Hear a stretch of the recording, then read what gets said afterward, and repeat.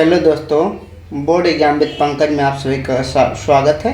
आज हम लोग आवर्त सारणी के जितने भी इम्पोर्टेंट ऑब्जेक्टिव हो सकते हैं सभी 25 क्वेश्चनों को इम्पोर्टेंट क्वेश्चनों को डिस्कस करेंगे। इसके पहले मैंने आवर्त सारणी का एक मैराथन लिया था जिसमें पूरा थ्योरी अच्छे से समझाकर आपको याद कराया था। इसलिए अगर आवर्त सारणी के उस थ्योरी वीडियो को नहीं देखें तो पहले जाकर उस वीडियो को देखें, उसके बाद इस वीडियो में अपने इस क्वेश्चन को अटेम्प्ट करें ताकि आपको पता भी लगे कि मैंने थ्योरी को कितना समझा। और अगर उस देख लिए हैं तो इस वीडियो के द्वारा अपने क्वेश्चन टिक लगाइए। जो भी क्वेश्चन पहला जिससे क्वेश्चन आता है उसमें कौन सा ऑप्शन होगा पहले सोचिए, अपना कॉपी पर लिखिए।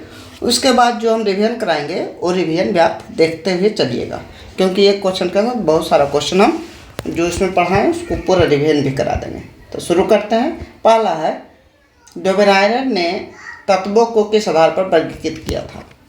तो हम बताए थे उसमें कि जो मौसले है उनका आवर्त सारणी परमाणु संख्या पर था, परमाणु संख्या पर। बाकी का जो आवर्त सारणी है, जितना बाकी बच गए हैं उनका जो आवर्त सारणी है वो परमाणु द्रव्यमान पर या परमाणु भार पर आधारित था। क्या था? परमाणु भार पर। तो मोस्टली याद रखना है परमाणु संख्या पर, और बाकी सब पर क्या है, किस पर आधारित था? परमाणु भार पर आधारित था। डोबेरायर मोस्टली तो नहीं है, तो डोबेरायर परमाणु भार या परमाणु द्रव्यमान। कौन सा ऑप्शन होगा? Option A. डोबेरायर ने क्या कहा था? डोबेरायर ने कहा था तीन तत्वों को, डोबेरायर का त्रिक नियम बोलते हैं। त्रिक नियम किसने दिया? तो डोबेरायर ने दे दिया। तो इसने कहा तीन तत्वों को बढ़ते हुए परमाणु भार के आधार पर इस प्रकार सजाएं कि पहला और अंतिम का औसत भार, यानी पहला और अंतिम, मान लीजिए ये एक्स है, वाई है, जेड है, तो एक्स प्लस जेड पहला और अंतिम का औसत भार, औसत निकालेंगे तो 2 से भाग देंगे, बराबर कितना होना चाहिए? वाई का भार। तो डोबेरायर ने बताया कि तीन तत्वों को बढ़ते हुए परमाणु भार के आधार पर इस प्रकार सजाया कि पहला और तीसरा तत्व का औसत भार दूसरे तत्व के औसत भार के बराबर। देखिएगा, डोबेरायर का त्रिक प्रणाली में कितने तत्व थे? त्रिक में 3 हो गए। डोबेरायर ने पूछेगा त्रिक का नियम किसने दिया? डोबेरायर ने। त्रिक प्रणाली में कितने तत्व थे? तो 3 तत्व थे। किस पर आधारित था? तो मोस्टली का खाली परमाणु संख्या पर, बाकी का परमाणु द्रव्यमान पर या परमाणु तो क्या है? परमाणु भार पर। अगला कह रहा है डोबेरायर का त्रिक प्रणाली, बीच वाले तत्व का परमाणु द्रव्यमान होता है। बीच वाले तत्व का परमाणु द्रव्यमान क्या होता है? तो पहला और तीसरा का जोड़ के 2 से भागा, यानी औसत होता है, यानी पहले और तीसरे का औसत होता है। पहले और तीसरे का योग होता है? नहीं, पहले और तीसरे का औसत होता है, या पहले और तीसरे का औसत होता है। बीच का भार जो होता है पहले तीसरे का औसत। जैसे एग्जाम्पल क्या दिए थे? एग्जाम्पल दिए थे LI, Na और K। Li कितना होता है? 7 होता है। Na कितना होता है? Na का द्रव्यमान 23 होता है, इसका द्रव्यमान कितना है? 39 है। देखिए 7 प्लस 39, पहला और तीसरा जोड़ के 2 से भागा दीजिए, 46 बटा 2, 46 बटा 2 मतलब कितना होता है? 23। बीच वाला का भार आ गया। तो इस एग्जाम्पल को भी याद रखना है। डोबेरायर का त्रिक का एग्जाम्पल Li, Na और K था। आगे बढ़ते हैं। कह रहा है न्यूलैंड का अष्टक नियम में तत्वों को किस क्रम में रखा गया था? न्यूलैंड के अष्टक नियम में तत्वों को किस क्रम में रखा गया? तो बोले कि मोस्ले का जो है वो परमाणु संख्या है, मोस्ले का जो आवर्त सारणी है वो क्या है? परमाणु संख्या पर आधारित है। परमाणु संख्या पर, बाकी क्या है? परमाणु द्रव्यमान पर आधारित है। बाकी क्या है? परमाणु द्रव्यमान या परमाणु भार बोल सकते हैं। परमाणु द्रव्यमान पर आधारित है। तो न्यूलैंड्स आ गया, तो न्यूलैंड्स का क्या भी होगा? परमाणु द्रव्यमान पर। कौन सा आंसर है? केवल मोस्लो रहेगा तो परमाणु संख्या, बाकी सब परमाणु द्रव्यमान याद रखिएगा। देखिए न्यूलैंड्स ने क्या किया? न्यूलैंड्स ने 8 तत्वों को बढ़ते हुए परमाणु द्रव्यमान के आधार पर इस प्रकार सजाया कि पहले और 8वें तत्व का गुण जो था, पहले और 8वें, पहला, दूसरा, तीसरा, चौथा, 5वां, 6वां, 7वां और 8वां, यानी पहला का गुण जो था 8वां के गुण से मेल खा रहा था। इन्होंने तत्वों को बढ़ते हुए परमाणु भार के आधार पर इस प्रकार सजाया, परमाणु द्रव्यमान के आधार पर इस प्रकार सजाया कि पहले तत्व का गुण 8वें तत्व के गुण से क्या कहता था? मेल खाता था। पूछ देगा अष्टक का नियम किसने दिया? तो अष्टक का नियम किसने दिया? न्यूलैंड्स ने दिया। और त्रिक का नियम किसने दिया? तो त्रिक का नियम ऊपर जो पढ़े थे डोबेरायर ने दिए। ये 2 क्वेश्चन परमाणु संख्या पर किसका आधारित था? केवल मोस्ले का, बाकी का परमाणु द्रव्यमान पर आधारित था। इस बात को अच्छे से आपको ध्यान रखना है। इनका एग्जाम्पल भी याद रखना है। इनका एग्जाम्पल कहाँ शुरू हुआ देखिए, एग्जाम्पल लिथियम से स्टार्ट कीजिए। Lithium, 4 beryllium, boron, carbon, nitrogen, oxygen, fluorine और उसके बाद था Na। क्या था? Na। देखिए 1 2 3 4 5 6 7, यानी पहला और ये 8वां का गुण क्या मेल खाता था। इसलिए कभी कभी क्वेश्चन में पूछा जाता है कि पहला और 8वां, जैसे सारे गाँव पौधा निशान बोलते हैं तो स रे ग म प ध नी स, यानी पहला और 8वां इसमें भी मेल खा रहा है। तो इसलिए पूछते हैं कि किसका आवर्त जो सारणी था, आवर्त का नियम था, वो भारतीय शास्त्रीय संगीत से मेल खाता है। तो न्यूलैंड का अष्टक नियम भारतीय शास्त्रीय संगीत से मेल खाता है। क्यों? क्योंकि इसमें पहला स्वर और 8वां स्वर एक दूसरे से मिल रहा है। न्यूलैंड के नियम में भी पहला तत्व का गुण 8वें तत्व के गुण से मेल खाता था। आगे बढ़ते हैं। कह रहा न्यूलैंड के अष्टक नियम के अनुसार प्रत्येक डैश तत्व अगर पहले तत्व के गुण से मेल खाता है तो कैसा कई मरता तो 8वां तत्व जो पहले तत्व के गुण से क्या है मेल खाता है या समान होता है। उसके बाद आपको बताए थे दो तीन चीज़ें बताए थे कि जो डोबेराइनर का त्रिक नियम था वो बहुत कम तत्वों तक, 20 के आसपास तत्वों तक लागू था। डोबेराइनर का जो त्रिक था, डोबेराइनर का त्रिक था, क्या था इनका त्रिक नियम था। डोबेराइनर का त्रिक नियम 20 तत्वों तक लागू था। कितना? 20 तत्वों तक लागू था। लेकिन न्यूलैंड का जो अष्टक था, न्यूलैंड का अष्टक वो कितना तत्व तक था? वो याद रखिएगा 56 तत्व तक था, 56 तत्व तक। और न्यूलैंड के अष्टक मेंडलीफ साहब आए थे। मेंडलीफ साहब का जो आवर्त सारणी था, मेंडलीफ साहब ने पहली बार आवर्त सारणी बनाया। मेंडलीफ नाम के वैज्ञानिक ने पहली बार, इनके पास जो तत्वों की खोज हुई थी 63 तत्वों की खोज हुई थी। कितना? 63 तत्वों की। उसके बाद मोस्ले जो आधुनिक आवर्त सारणी है उसमें देखिएगा तत्वों की खोज। इसको क्या कहते हैं? आधुनिक आवर्त सारणी। मोस्ले की आवर्त सारणी को क्या कहा जाता है? आधुनिक आवर्त सारणी। मोस्ले की आवर्त सारणी को आधुनिक आवर्त सारणी कहा जाता है। इसमें अभी तक कितना तत्वों की खोज हुई? 118 तत्वों की खोज हुई। अच्छा से ध्यान रखना है इस बात को। अगला क्वेश्चन क्या है? न्यूलैंड के अष्टक नियम कितने तत्वों तक लागू था? देख लीजिए, डोबेराइनर का 20, न्यूलैंड का 56, मेंडलीफ का 63 और आधुनिक मोस्ले का कितना है? 118। तो न्यूलैंड का अष्टक नियम जो था कितने तत्व तक लागू था? 56 तत्व तक। अगला क्वेश्चन देखिए, कह रहा है मेंडलीफ ने तत्वों को किस आधार पर वर्गीकृत किया? अभी बोले कि मोस्ले जो है वो परमाणु संख्या है। मोस्ले क्या है? परमाणु संख्या। बाकी जितने भी वैज्ञानिक हैं जो तत्वों का वर्गीकरण किए वो परमाणु भार पर नहीं आधारित किए, परमाणु द्रव्यमान या परमाणु भार पर नहीं उनका आधारित था। तो आंसर ये मेंडलीफ भी है। तो मेंडलीफ का जो था आवर्त सारणी परमाणु भार पर। मेंडलीफ से रिलेटेड कौन सा क्वेश्चन आ सकता है? कहेगा आवर्त सारणी का पिता किसे कहा जाता है? तो इन्हें आवर्त सारणी का पिता कहा जाता है। आवर्त सारणी का पिता किन्हें कहा जाता है? सारणी का पिता मेंडलीफ को कहा जाता है पिता। लेकिन पूछेगा आधुनिक आवर्त सारणी का पिता, तो आधुनिक आवर्त सारणी का पिता तो मोस्ले को कहा जाएगा। आधुनिक आवर्त सारणी का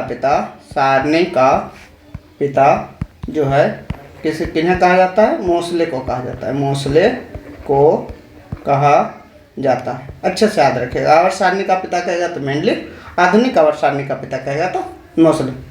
इन्होंने कितना तत्वों के लगभग खोजे है? 63। इनमें इन्होंने अपने आवर्त सारणी को वर्ग और आवर्त में विभाजित किया था। वर्ग और आवर्त में विभाजित किया था। क्या किया था? वर्ग और आवर्त में विभाजित किया था। वर्ग इनके आवर्त सारणी में वर्ग कितने थे? 8। आवर्त कितने थे? 6। वर्ग कितने थे? 8। आवर्त कितने थे? 6।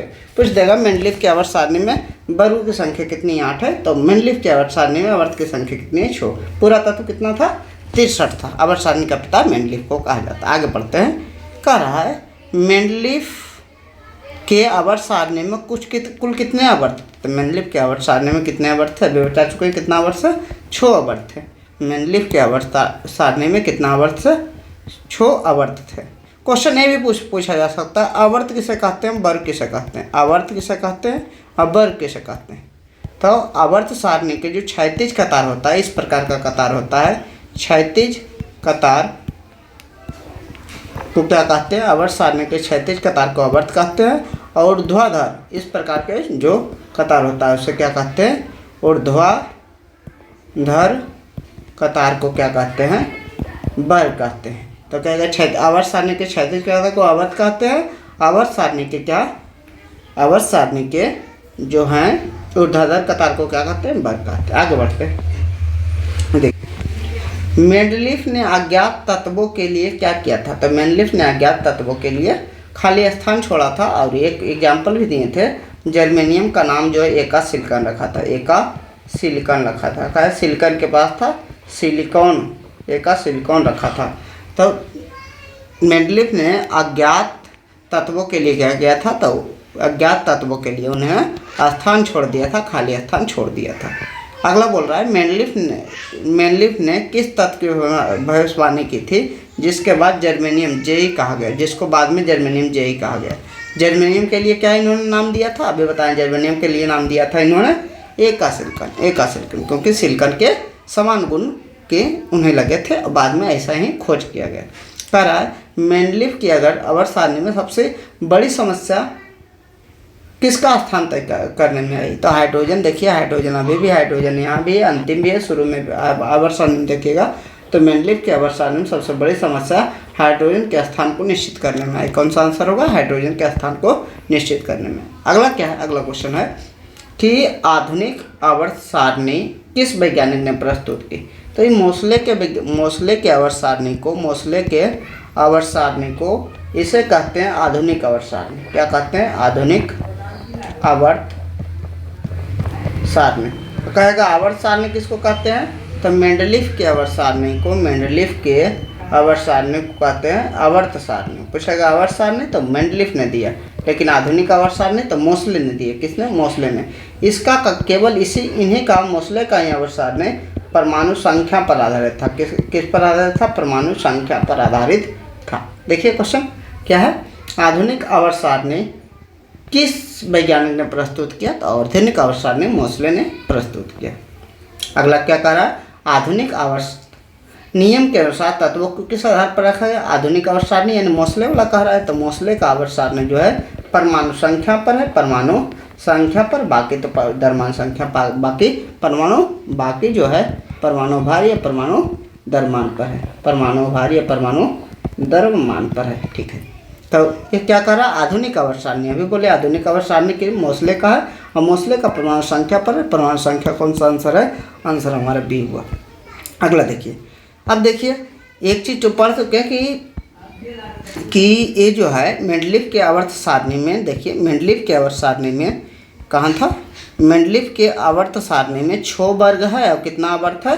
नहीं, 8 वर्ग है और 6 आवर्त है। मेंडलीफ के आवर्त सारणी में 8 वर्ग और 6 आवर्त। लेकिन अभी की जो आवर्त सारणी है जिसे कहते हैं आधुनिक आवर्त सारणी, जिसे मोसले ने दिया, इनके भी आवर्त में वर्ग और आवर्त हैं। वर्ग और आवर्त। वर्ग किसे कहते हैं? तो वर्ग अभी बता चुके हैं कि ऊर्ध्वाधर कतार को वर्ग कहते हैं, क्षैतिज कतार को आवर्त कहते हैं। तो वर्ग की कुल संख्या जो है, वर्ग की कुल संख्या 18 है। वर्ग की कुल संख्या, ग्रुप की कुल संख्या 18 है, जबकि आवर्त की संख्या कितनी है? 7 है। वर्ग की कुल संख्या 18 जबकि आवर्त की संख्या कितनी है? 7।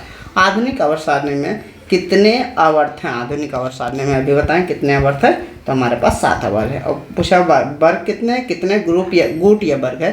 हिंदी का शब्द अलग अलग होता है, इसलिए अंग्रेजी का शब्द थोड़ा प्रेफर करना चाहिए साइंस वाले स्टूडेंट को। ग्रुप इसको बोलते हैं, इसको पीरियड बोलते हैं, पीरियड।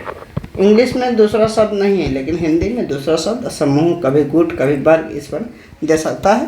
तो आधुनिक आवर्त सारणी में कितने वर्ग है? अभी बताए हैं 18 वर्ग है। कह रहा है आधुनिक आवर्त सारणी में अब तक कितने तत्व की खोज हुई? तो अब तक पूरा कितना तत्व की खोज हुई? हमारे पास 118 तत्वों की खोज हुई। 118 में क्या तत्व जो होते हैं, या तो धातु हो सकते हैं, क्या हो सकते हैं? धातु हो सकते हैं, या अधातु हो सकते हैं, क्या हो सकते हैं? अधातु, या जो हो सकते हैं उपधातु हो सकते हैं, क्या? उपधातु। तो याद रखिएगा धातुक संख्या पूछ देगा। आधुनिक आवर्त सारणी में धातुक संख्या 92 है। ये 92 98 हुआ, 98, इसको 98 घटाएंगे तो कितना है? 20 की संख्या। नहीं, गलत हो गया। देखिए ये 6 की संख्या उपधातु है और 20 की संख्या कितनी है? अधातु है। अच्छा से याद रखिएगा कि धातु कितना है 92 है, और उप धातु कितना है 6 है, उप धातु कितना है 6 है, और अधातु कितना बच गया, अधातु जो बच गया 20 की संख्या में अधातु है। तो क्वेश्चन पूछ सकता है आधुनिक आवर्त सारणी में धातु की संख्या कितनी है, तो 92 अक्षर से ध्यान रखना है आपको। आधुनिक आवर्त सारणी में कुल कितने तत्व है, तो अभी बता चुके हैं 118 तत्व है। कितना तत्व है, 118 तत्व है। अगला जो बोल रहा है समझिएगा, इसमें कह रहा आवर्त के बारे में। तो आवर्त के बारे में क्या क्या हम लोग पढ़े थे, पहला आवर्त कहते हैं, पहला आवर्त। पहला आवर्त में 2 तत्व था। कितना तत्व था, 2 तत्व। कौन कौन था, हाइड्रोजन, हीलियम। पहला आवर्त में 2 ही तत्व, हाइड्रोजन, हीलियम। दूसरा आवर्त जो सेकेंड आवर्त है, सेकेंड आवर्त और थर्ड आवर्त 2 और 3, एक फार्मूला को हम इलेक्ट्रॉनिक विन्यास के लिए बताएं, वो भी याद रखिए। 2 8 8 18 18 32, 2 8 8 18 18 32। तो पहला आवर्त में कितना तत्व है, पहला आवर्त में 2 तत्व है। 2 तत्व कौन कौन से है, तो हाइड्रोजन है और हीलियम। हाइड्रोजन है और पहला आवर्त में हाइड्रोजन है और क्या है, हीलियम है। दूसरा 8, यानी दूसरा आवर्त में कितना तत्व है, 8। तीसरा आवर्त में कितना तत्व है, 8। चौथा आवर्त में कितना तत्व है, 18। चौथा आवर्त में कितना तत्व है, 18। पाँचवा आवर्त में कितना तत्व है, 18। छठा आवर्त में कितना तत्व है, छठा आवर्त में 32। और सातवां आवर्त जो है अभी तक खाली है, पूरा मैंने भरा नहीं है, अपूर्ण आवर्त कहेगा। अपूर्ण आवर्त अभी तक कौन सा आवर्त है जो अभी तक खाली है, वो सातवां है। क्या है, सातवां है। तो कह रहे हैं इसमें बताए थे कि पहला और क्या है, इसमें हम लोग बात किए थे कि सबसे छोटा आवर्त कौन सा है, तो देखिए 2 ही तत्व है। दूसरा आवर्त सबसे छोटा है। सबसे बड़ा आवर्त कौन सा है, तो सबसे बड़ा आवर्त छठा है, क्योंकि इसमें 32 तत्व है। सबसे मैंने खाली आवर्त, अभी तक खाली आवर्त कौन सा है, तो सातवां आवर्त है। इसी प्रकार हमने ग्रुप के बारे में बात किया था, ये आवर्त के बारे में बात हुई। किसके बारे में, ये आवर्त या पीरियड के बारे में बात हुई। आवर्त या पीरियड, आवर्त की संख्या कितनी है, 7 है, उसके बारे में बात हुई। वर्ग की संख्या कितनी है, वर्ग की संख्या 18 है, इसके बारे में क्या क्या बात किए थे। तो पहला और दूसरा वर्ग को, पहला वर्ग के तत्व को दूसरा वर्ग के पहला वर्ग को कहते हैं क्षारीय धातु। पहला वर्ग के तत्व को क्या कहते हैं, क्षारीय धातु। और दूसरा वर्ग के तत्व को कहते हैं क्षारीय मृदा धातु। क्या, पहले वर्ग के पहला वर्ग को कहते हैं क्षारीय धातु, दूसरा वर्ग को कहते हैं क्षारीय मृदा धातु, क्योंकि धातु जो होता है क्षारीय तो होबे करता है, और मृदा धातु मतलब मिट्टी से निकला हुआ। तो पहला वर्ग को कहते हैं यस ब्लॉक। क्या कहते हैं, यस ब्लॉक। उसके बाद जो है तीसरा से 13वां वर्ग जो है उसको कहते हैं पी ब्लॉक। इसे ही कहते हैं संक्रमण धातु। उसके बाद जो है हमारे पास कौन है, 14 से 18वां ब्लॉक। 14 से 18वां ब्लॉक जो है उसे हम लोग कहते हैं 13 से 12वां ब्लॉक। 13 से 12वां ब्लॉक, यानी यहाँ 3 से 12वां ब्लॉक तक हमको कहते हैं पी ब्लॉक, संक्रमण धातु। 13 से 18 ब्लॉक को कहते हैं हमको यह ब्लॉक। क्या, SPDF ब्लॉक होता है, SPDF। इतना प्रकार का ब्लॉक में बांटा गया है। यानी जैसे आपका घर है, तो घर मान लीजिए पूरा बहुत बड़ा कॉलोनी है, उसमें SPDF ऐसा ब्लॉक होता है। ये ब्लॉक है, B ब्लॉक है, C ब्लॉक। इसी प्रकार तत्वों के भी ब्लॉक के हिसाब से बांट दिया गया है। यस ब्लॉक में पहला दूसरा को कहा गया, 3 से 12 तक को पी ब्लॉक कहा गया, जिसे संक्रमण धातु भी कहते हैं। उसके बाद जो है 13 से 18 को यह ब्लॉक कहा गया। और नीचे बताए थे लैंथेनाइड और एक्टिनाइड होती है। क्या होती है, नीचे जो होता है एक्टिनाइड और लैंथेनाइड होती है, इसे कहते हैं एफ ब्लॉक कहेगा। यह ब्लॉक में कौन से तत्व आते हैं, तो एक्टिनाइड, सॉरी थोड़ी तबीयत खराब है। देखिए कि जो है यह ब्लॉक एक्टिनाइड सीरीज और लैंथेनाइड सीरीज को यह ब्लॉक कहते हैं। संक्रमण धातु पी ब्लॉक को कहते हैं। कितना से, 3 से 12 है। पहला दूसरा को क्या कहते हैं, यस ब्लॉक। और 13 से 18 तक क्या कहते हैं, यह ब्लॉक। अगर आपने वीडियो देखा होगा तो उसमें अच्छे से आपको आज हम करा चुके थे। संक्रमण धातु बोल रहा है 3 से 12वां ब्लॉक तक हमारा, 3 से 12 नंबर यानी वर्ग तक क्या है, 3 से 12 नंबर वर्ग तक हमारा संक्रमण धातु जिसे पी ब्लॉक के नाम से भी जाना जाता है। अगला क्वेश्चन देखिए, आगे जो क्वेश्चन है वो है धातु आवर्त सारणी की प्रवृत्ति पर आधारित। तो आवर्त सारणी की प्रवृत्ति में कुछ बातें हम लोग बताए थे कि अगर मान लीजिए अभी भी समझना वो बात को चाहते हैं, थोड़ा उसमें लेंदी हो गया था। अगर समझना चाहते हैं, मान लीजिए लिथियम है, Na और K है, Na और K है। तो इसमें लिथियम में जैसे तोड़े इसका परमाणु संख्या 2 होता है, 3 होता है तो 2 1, इसको 11 होता है तो 2 8 1, इसको 19 होता है इसका परमाणु संख्या तो 2 8 8 1। इसको देखें तो 2, इसमें कितना 2 सेल है, इसमें कितना है 3 सेल है, 3 कक्षा है तो 1 2 3 कक्षा, इसमें कितना है 1 2 3 एंड 4 सेल है, इसमें कितना 4 कक्षा होगा। बताइए किसका आकार बड़ा होगा, 4 कक्षा का आकार बड़ा होगा तो इसका आकार क्या होगा, बड़ा होगा। इसी बात से हम लोग सब कुछ ज़्यादा लगाते हैं। देखिए कहें थे किसका आकार बड़ा होगा, नीचे वाला के का आकार जो होगा वो क्या होगा, बड़ा होगा। तो इस प्रकार हम एक लाइन खींचे थे जिसमें हम बताए थे कि अगर नीचे जाते हैं वर्ग में तो क्या होता है, ऊपर ए बगल जाते हैं तो क्या होता है। तो ये दोनों चीज़ बताए थे कि त्रिज्या जो नीचे जाते हैं तो त्रिज्या क्या हुआ, त्रिज्या जो है बढ़ती गई, त्रिज्या क्या हुआ, बढ़ती गई, क्योंकि ये पहला 2 सेल था, दूसरा 3 सेल हो गया और तीसरा 4 सेल हो गया। इस प्रकार त्रिज्या क्या बढ़ रही है, त्रिज्या हो रही बढ़ रही है। अगर त्रिज्या बढ़ रही है तो ये बोले थे त्रिज्या बढ़ रही है, सोचिए त्रिज्या मान लीजिए यहाँ है, इसकी त्रिज्या इतना है तो बढ़ रही है, तो दोनों का बीच का जो बल होगा, दोनों के बीच यहाँ जो बल होगा प्लस माइनस के बीच ज़्यादा बल होगा क्योंकि कम दूरी पर है, और जितना दूर जाता रहेगा तो बल कम जाएगा। तो ये आकर्षण बल क्या होगा, आकर्षण बल इसकी कमेगी। अगर आकर्षण बल कमेगी तो अपने समझिएगा, आकर्षण बल करेगी कमेगी तो आकर्षण बल कमने का मतलब क्या है, देखिए यहाँ से आकर्षण बल ज़्यादा है तो इस इलेक्ट्रॉन को कहीं जाने नहीं देगा, आकर्षण पकड़े रखेगा।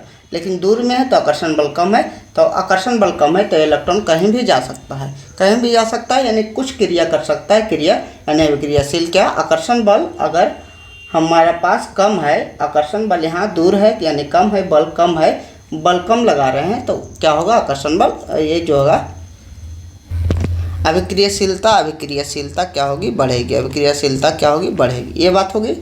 अगली बात जो है निगेटिविटी के बारे में बोले थे, निगेटिविटी के बारे में एक बात अच्छे से याद रखेगा कि इलेक्ट्रॉन जो निगेटिविटी होती है फ्लोरीन की सबसे अधिक होती है, कितने, फ्लोरीन की। तो फ्लोरीन इधर यहाँ फ्लोरीन रहता है, पीरियोडिक टेबल पूरा इतना है तो फ्लोरीन की स्थिति देखिएगा इस कोने में है, यानी अगर सबसे अधिक ये है तो इस बगल भी कम होगा, इस बगल भी कम होगी, यानी नीचे आने पर क्या होगी, नीचे आने पर ये जो होगी इलेक्ट्रॉन निगेटिविटी बोलते हैं, ये भी क्या होगी, घटेगी, यानी सबसे अधिक ये है तो क्या होगी, घटेगी। तो इस चारों बातों को आपको ध्यान रखना है। उसके बाद जैसा भी क्वेश्चन पूछे इससे हम आंसर निकाल सकते हैं। देखिए पहला क्वेश्चन देखते हैं, क्या कह रहा है कि परमाणु त्रिज्या किस दिशा में बढ़ती है। तो परमाणु त्रिज्या के आवर्त में क्या है, बाएं से दाएं जाने पर। देखिए अगर इसके उल्टा कर देंगे तो यहाँ सब आ जाएगा, त्रिज्या इसमें क्या होगी, इसमें त्रिज्या बढ़ रही थी, इसमें त्रिज्या क्या होगी, घटेगी, त्रिज्या क्या होगी, घटेगी। बल क्या होगा, उल्टा कर दीजिए, बल क्या होगा, बढ़ेगा। अभिक्रिया क्या होगी, अभिक्रिया क्या होगी, घटेगी। इसमें इलेक्ट्रॉन नेगेटिविटी क्या होगी, इलेक्ट्रोनिगेटिविटी ये क्या होगी, ये भी यहाँ बढ़ेगी। तो इसका उल्टा सेम यहाँ रखना है, उसके बाद अपने ऑप्शन को अच्छे से पढ़ना है, आंसर कौन सा होगा टिक मारना है, सोच समझ के। अच्छा क्वेश्चन है, सब होता है, जो रट्टा मारने वाले लोगों से नहीं बनेगा। तो समझदारी इस क्वेश्चन में चाहिए। कह रहा है परमाणु त्रिज्या किस दिशा में बढ़ती है। तो परमाणु त्रिज्या किस दिशा में बढ़ रही है, देखिए आवर्त में ये बाएं दाएं भी समझते हैं, ऊपर नीचे समझते हैं। इसको क्या कहते हैं, इसको दायां कहते हैं, दायां। इसको क्या कहते हैं, बायां कहते हैं। इतना तो समझते हैं आप कि जो जिस हाथ से खाते हैं वो बायां हाथ है, और जिस हाथ से नहीं खाते हैं वो क्या है, दायां हाथ है। तो अच्छे से इस बात को समझिएगा। तो इस यहाँ पता लगेगा कि आवर्त में बाएं से दाएं जाने पर, तो बाएं से दाएं जब गए तो त्रिज्या क्या होगी, त्रिज्या तो चिन्ह नीचे है यानी घट रही है, तो आंसर तो क्वेश्चन पर कह रहा है बढ़ती है, तो पहला आंसर नहीं होगा। दूसरा देखिए गुट में यानी वर्ग में ऊपर से नीचे जाने पर, अगर ऊपर से नीचे वर्ग में जाते हैं तो इसकी त्रिज्या क्या होती है, बढ़ती है। आंसर कौन सा होगा, ए हो गया। आगे भी पढ़िए, आवर्त में दाएं से बाएं जाने पर, आवर्त में दाएं से बाएं जाने पर। देखिए ये तीर का निशान किधर है, तीर का निशान हमारा इधर है। अगर इसके उल्टा चलेंगे तो जितनी भी प्रक्रिया होगी सभी उलट जाएगी। तो आवर्त में बाएं से दाएं जैसी आए हैं तो इसकी प्रक्रिया जो त्रिज्या नीचे है वो त्रिज्या क्या ऊपर जाएगी, त्रिज्या क्या ऊपर जाएगी, यानी क्या होगी, बढ़ेगी। आंसर ये भी होगा। तो जब ये दोनों आंसर हो गया तो आंसर कौन सा सही आंसर है, आंसर सबसे सही आंसर जो है बी और सी, आंसर बी और सी होगा। अच्छा समझे होंगे, देखिएगा धात्विक गुण क्या होता है, अच्छे से यहाँ समझा देते हैं हम जैसु। धात्विक, देखिए जिसकी अभिक्रियाशीलता जितनी ज़्यादा होती है, जिसकी अभिक्रियाशीलता जितनी ज़्यादा होती है उसके धात्विक गुण उतने। अभिक्रियाशील धातु जो होती है अभिक्रियाशील, तो अभिक्रियाशील तक साथ ही धात्विक गुण को रिलेट किया जाता है, धात्विक गुण को रिलेट किया जाता है। तो अभिक्रिया से धात्विक गुण को आप रिलेट कर सकते हैं, धात्विक गुण को आप रिलेट कर सकते हैं। चलते हैं, धात्विक गुण किस हिसाब में बढ़ते हैं देखते हैं ऑप्शन पढ़ के। आवर्त में बाएं से दाएं जाने पर, आवर्त में बाएं से दाएं जाने पर क्या होती है, ये देखिए धात्विक गुण, यानी इस अभिक्रियाशीलता के बारे में पढ़ेंगे, यही धात्विक गुण भी होता है। तो कह रहा है धात्विक गुण किस दिशा में बढ़ते हैं, आवर्त में बाएं से दाएं जाने पर, बाएं से अगर दाएं गए हैं आवर्त में तो क्या होगा, धात्विक गुण तो घट रही है, यानी पहला ऑप्शन तो नहीं होगा। दूसरा ऑप्शन देखते हैं, आवर्त में दाएं से बाएं जाने पर, आवर्त में दाएं से बाएं अगर ये बगल गए हैं तो अभिक्रियाशीलता क्या हो रही है, घट रही है इस बगल के लिए, तो इस बगल जाएंगे तो ये उल्टा होगी, तो बढ़ेगी, क्योंकि ये चिन्ह जब उल्टा किए तो ये भी चिन्ह उल्टा होगी, तो क्या होगी, बढ़ेगी। ये हमारा आंसर हो सकता है। आगे बढ़ते हैं, कहा गुट में नीचे से ऊपर जाने पर, गुट में वर्ग में नीचे से ऊपर जा रहे हैं तो अभिक्रियाशीलता तो इसमें क्या हो रही है, ऊपर से नीचे आ रहे हैं तो बढ़ रही है, तो इसमें अगर उल्टा जाएंगे तो क्या होगी, घटेगी। माने ए भी ऑप्शन नहीं होगा, और जब आंसर मिल गया तो इनमें से कोई नहीं क्या होगा, आंसर क्या होगा, बी होगा। अच्छा समझ रहे होंगे। देखिए आधात्मिक गुण, धात्विक गुण आधात्मिक गुण एक दूसरे को उल्टा होता है, धात्विक गुण आधात्विक गुण क्या होगा, एक दूसरे के उल्टा होगा। तो अच्छे से धात्विक गुण वाले, सिर्फ धात्विक गुण वाले अति फिगर पाएंगे, हमेशा ऐसा करेंगे कि क्या करेंगे, देखिए ये हम बता चुके हैं। त्रिज्या क्या होगी, त्रिज्या क्या होगी, त्रिज्या से त्रिज्या इस बगल बढ़ेगी तो इस बगल त्रिज्या क्या होगी, त्रिज्या घटेगी, इस बगल त्रिज्या क्या होगी, घटेगी। एक तरफ तो ही हो गए। दूसरी बात, अब कह रहा आधात्मिक गुण, धात्विक गुण अगर त्रिज्या बढ़ा रहे हैं, त्रिज्या क्या हो रही, बढ़ा रहे हैं, तो धातु निकलने की, धातु को इलेक्ट्रॉन त्यागने में आसानी होगी, जो इलेक्ट्रॉन आसानी से त्यागता है उसे धातु कहते हैं।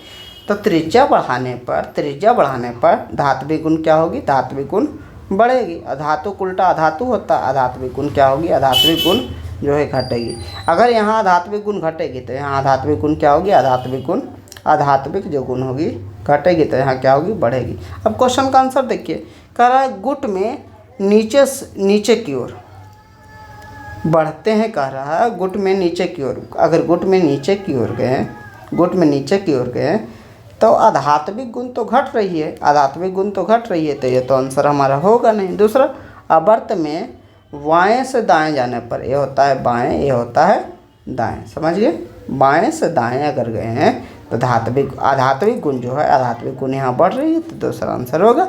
गुट में ऊपर से नीचे जाने पर, अगर गुट में ऊपर से नीचे गए, गुट में क्या करें, ऊपर से नीचे गए, तो जो आधात्मिक गुण है वो तो हमारा क्या हो रही है, घट रही है, वो हमारा क्या हो रही है, घट रही है।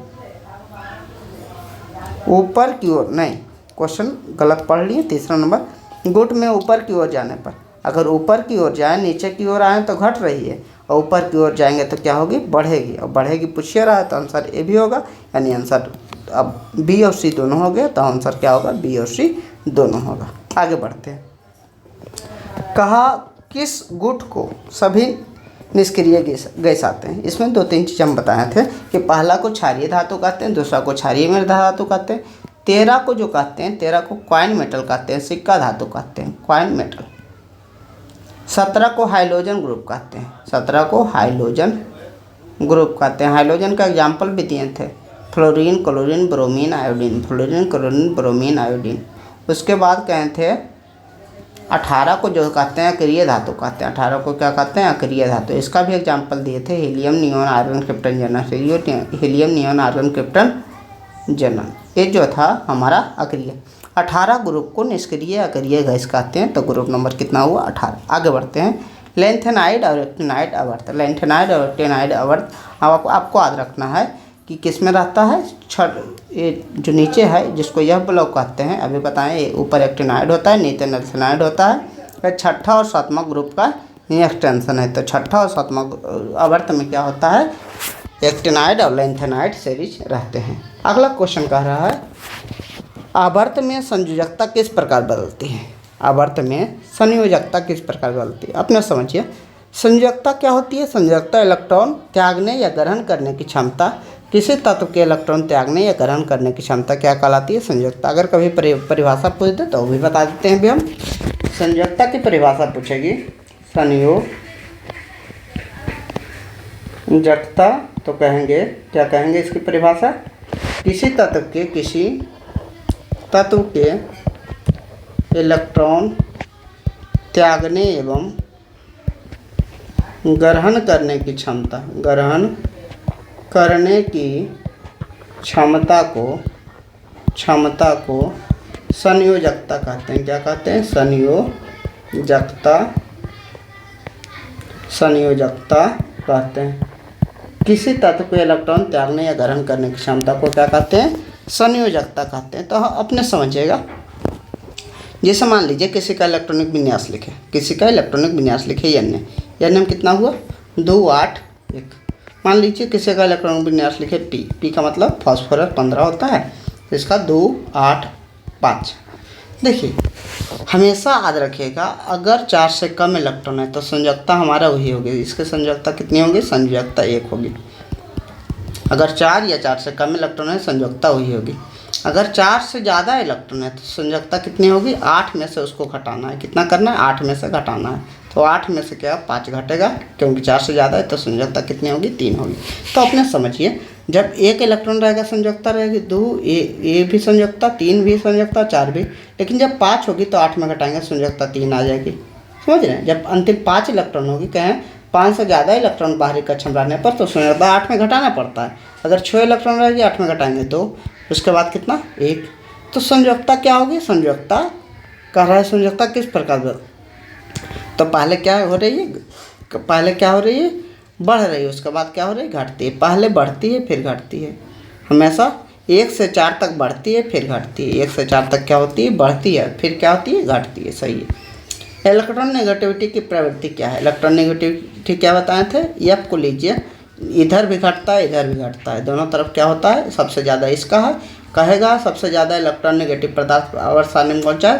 फ्लोरीन है, तो दोनों तरफ घटेगी। अब देखिए, इलेक्ट्रॉन नेगेटिव के बारे में बोल रहा है, तो देखेंगे गुट में ऊपर से नीचे घटती है। ठीक है, यहाँ क्या हो रहा है? घट रही है। यहाँ भी घटेगी, यहाँ भी क्या होगी? घटेगी। दोनों में घट ही रहे हैं। तो गुट में ऊपर से नीचे और घटती है, तो वो गुट में ऊपर से नीचे की ओर घटती है। सही है। आवर्त में बाएं से दाएं, इसको बाएं कहते हैं, इसको दाएं कहते हैं। तो बाएं से दाएं उल्टा हो गया, तो ये घट रही है तो क्या होगा? बढ़ जाएगी।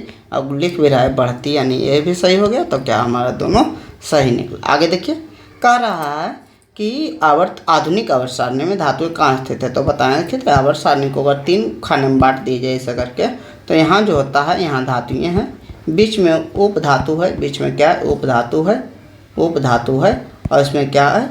आधातु है। अंतिम क्या है? आधातु है। तो कहेगा अगर कि हम बाएं भाग में क्या है? तो धातु है, और दाएं भाग में क्या है? दाएं भाग में अधिकता किसकी है? अब मिडिल भाग में अधिकता क्या है? उप धातु की। मध्य भाग में अधिकता किसकी है? उप धातु की। तो आज रखिए कितना क्या कर रहा है? धातु की अधिकता कर रहा है। धातु क्या है? बाएं भाग में। धातु कहाँ है? बाएं भाग में। संख्या में बता चुके हैं, 92 होता है, 6 होता है, और कितना होता है? 20 होता है। तो इन्हीं के साथ ये पूरा वीडियो ख़त्म हुआ। थोड़ा तबीयत ख़राब है, इसलिए अभी क्लास कम ले पा रहे हैं। 1-2 दिन में आपको सभी क्लास टाइम से मिलने लगा। Thank you so much for watching this video. अगर वीडियो अच्छा लगा तो वीडियो को लाइक से सब्सक्राइब करें। अगर कोई क्वेश्चन समझने में दिक्कत हुआ तो अच्छे से क्वेश्चन नंबर डाल दीजिए, अच्छे से आपको पूरा चीज़ को फिर से समझा दिया जाएगा। Thank you so much for watching this video. Thank you.